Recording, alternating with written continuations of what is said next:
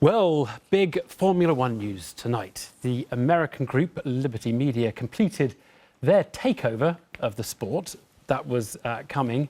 But the really big news is they replaced Bernie Ecclestone as chief executive. Yes, the man who's been running Formula One for decades has now been pushed upstairs to become chairman emeritus. Well, I'm joined by one of the most expert journalists on the subjects of Formula One, Chris Sylt. Very good to talk to you. What's happened? What's going on? Why did he go?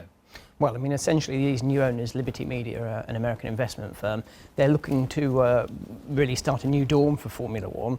So they've made probably the most significant change and indeed the riskiest change that you could make to the sport. I mean, they didn't take very long over it. No. But how fine a fettle would you say the sport is in at the moment? I mean, obviously it has its ups and downs, but is it in one of its ups or is it in one of the downs? It's in a pretty precarious place. Normally you have a situation where the teams, you have 11 teams, the teams are in trouble. One of them recently went bankrupt to Manor, based in the Midlands, so that's not good.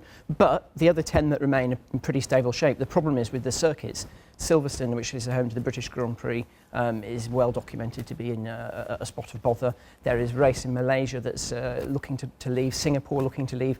That's really, I mean, the races provide the second largest, very close to the largest source of revenue for Formula One. You know, basically around a third of its 1.7 billion turnover. But how will history judge Bernie Ecclestone? He's had quite a... did he stay too long? Yeah. I mean, No, I mean, I think the thing with Bernie Ecclestone is that he really built up Formula One from an enthusiast sport into the world's most watched annual sporting series. He's signed virtually all these deals that bring in this nearly $2 billion revenue. He's 86.